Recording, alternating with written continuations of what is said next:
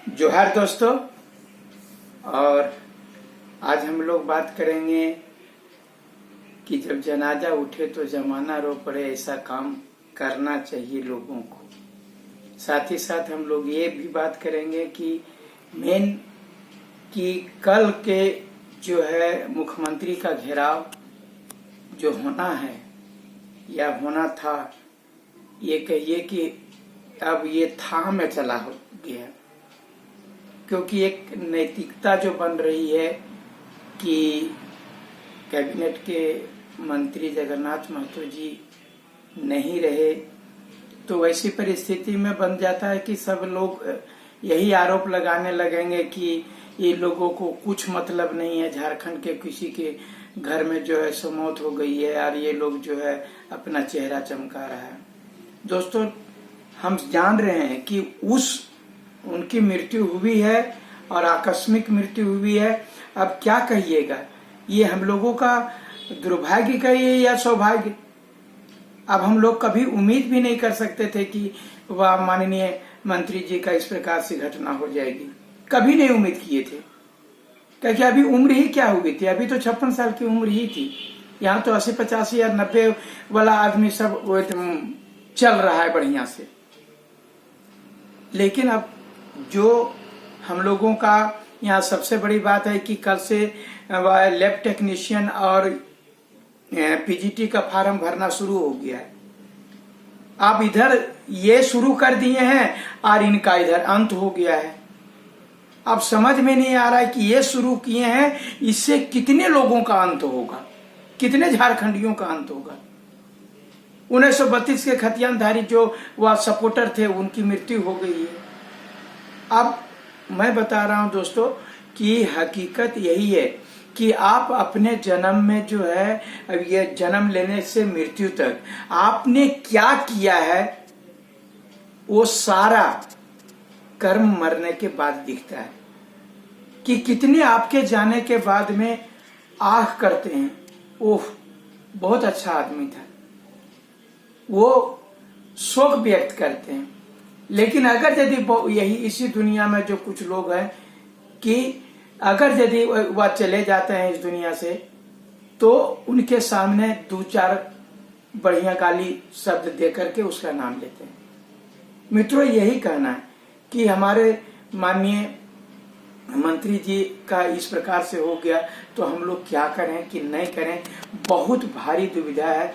और नैतिकता की बात आती है कि ऐसी परिस्थिति में जो है सो मुख्यमंत्री का घेराव करना कहीं से मैंने तर्क संगत नहीं लग रहा है। जैसा कि सुनने में आया कि जयराम महतो जी भी जो बोले कि ये बंद जो है मुख्यमंत्री का घेराव करना है, उसको स्थगित होना चाहिए। अब मित्रों, ये चीज को हम समझ रहे हैं, आपकी मजबूरी को, कि ये चीज आप लोग पूरी तरह से तैयार थे करना है। अभी भी जो है हम लोग बोले न कि क्या कहेंगे, अभी तक 90% लड़के यही कह रहे हैं कि भैया आज तो उनका अंतिम संस्कार हो जाएगा, सब चीज कंप्लीट हो जाएगा, तो कल मुख्यमंत्री का घेराव किया जाए, क्योंकि वह फार्म भरना शुरू हो गया है। लोगों का यही बात कह रहे हैं। लेकिन दोस्तों, हम क्या कहें, इस प्रकार का आकस्मिक घटना लगता है कि ये ऊपर वाले को मंजूर नहीं है कि क्या है, समझ में नहीं आता है। और मैं ये भी बता दूं दोस्तों कि जो अच्छे कर्म करते हैं, जाना तो सबको है, बता दे रहे हैं, सबको मरना है मित्रों, सबको मरना है।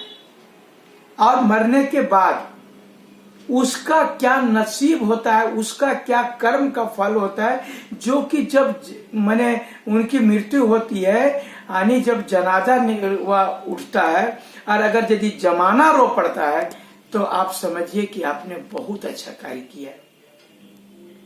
और अगर यदि आप देखते हैं कि सबकी किस्मत होती है मित्रों, ये चीज जो है सो पूरे तरह आपके कर्मों के किस्मत के साथ साथ आपके कर्मों का जो है नतीजा होता है। पता नहीं आप देखे होंगे कि कभी कभी वह कोई किसी की मृत्यु होता है, एक आदमी भी नहीं जाते हैं।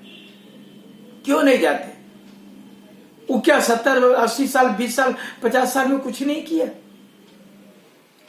ये कर्म जो होते हैं और किसी किसी में आप देखिएगा कि जब वह निकलता है उनका जनाजा, तो लाखों और करोड़ों की संख्या में जो है पीछे से भीड़ होती है।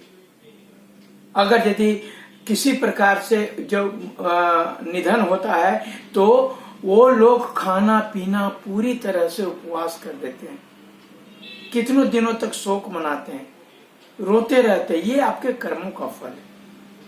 ये जो आप इस जन्म में कर्म किए हैं सो, और बोले कि जाना सबको है, लेकिन यदि आप गलत कर्म करके जा रहे हैं, ऐसी बात नहीं है कि महात्मा गांधी भी की वह मृत्यु हुई तो लोग जमाना से, भगत सिंह की हुई, चंद्रशेखर आजाद की हुई, या जो भी राष्ट्र निर्माण किए उन लोगों जो अच्छे अच्छे कर्म किए, चाहे तो वह धर्म से रिलेटेड हो या हम लोगों के इतिहास से रिलेटेड हो, ये सब उस सब में देखा जाता है।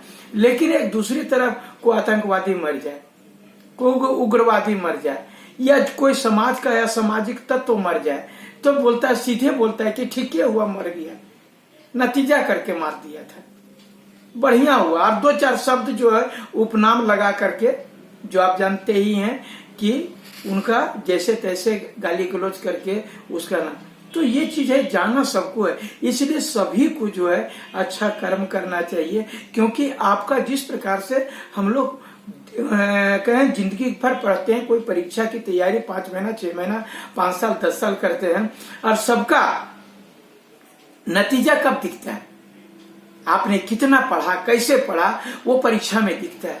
उसी प्रकार से आप 60 साल 70 साल ये जिंदगी के रंगमंच पर आए, आपने कैसा जिंदगी जिया, ये इसका परिणाम जो है, आप ये कहिए, यानी परीक्षा जो है सो मरने के बाद होता है। रोने लगते हैं लाखों करोड़ों लोग अच्छे कर्म करेंगे तो, और कुछ लोग जो है वह चले जाते हैं तो अब शब्दों का भी प्रयोग करने लगते हैं। तो ये आपके कर्म है। अगर कर्म अच्छा नहीं होगा, आप पढ़े नहीं करिएगा और बोलिएगा परीक्षा पास कर जा, तो ऐसा नहीं हो पाता है। ये ऐसा होता है जो गलत कर्म से होता है। तो गलत कर्म करने वाले का सजा भी गलत ही होता है। आप जानते हैं उनको जेल भी जाना पड़ता है। अगर क्वेश्चन आउट करने वाले हैं तो जेल भी जाएंगे।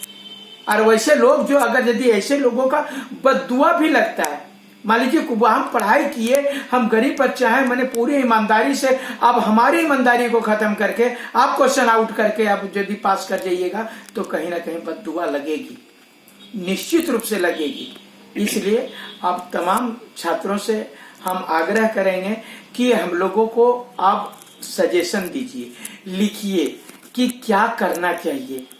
अगर यदि कल स्थगित हो, करना चाहिए कि नहीं करना चाहिए, और अगर स्थगित कर दे रहे हैं तो कब करना चाहिए, ये कमेंट बॉक्स में जरूर लिखें। आप लोगों से आग्रह है क्या कहें, हम लोग पूरी तैयारी कर चुके थे 8 अप्रैल की।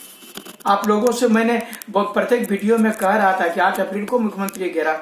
अब ऐसी परिस्थिति में कैसे करें, आपको समझ में नहीं आ रहा, या हमको भी समझ में नहीं आ रहा कि क्या करें कि ना करें। ठीक है, छात्र बहुत गुस्से में, सरकार से बहुत गुस्से में, इसलिए बोलते हैं नहीं, कैंसिल नहीं होता, वो पहले मुख्यमंत्री घेरा। वो चीज नहीं मान पाओ, कुछ नहीं मान पाओ। आप ये जो है मतलब कि कहीं ना कहीं अति पीड़ा है आपके पास, आपकी पीड़ा को हम समझ रहे हैं, आपकी पीड़ा को हमसे बेहतर कोई नहीं समझेगा। इतने दिनों से आपकी लड़ाई लड़ रहे हैं, 60-40 मनोज यादव बनाते बनाते आपको वीडियो समझाते समझाते लड़ते लड़ते इतना दिन हो गया। क्या करें, जिनको समझना चाहिए वो नहीं समझ रहे। आप समझ गए, आप समझ गए कि भैया आप 60-40 बहुत बढ़िया बात बोलते हैं, मनोज भैया का बात जो है सो आप लोग समझ गए, लेकिन ये आंध्रा मंत्री या मुख्यमंत्री लोग नहीं समझ रहे हैं। तो हम क्या करें। लेकिन ये जो आकस्मिक घटना घटी है, वैसी परिस्थिति में जो है क्या करना नहीं करना, ये जो है क्या करना चाहिए नहीं करना चाहिए, और करना चाहिए तो कब करना चाहिए, कमेंट बॉक्स में जरूर लिखें।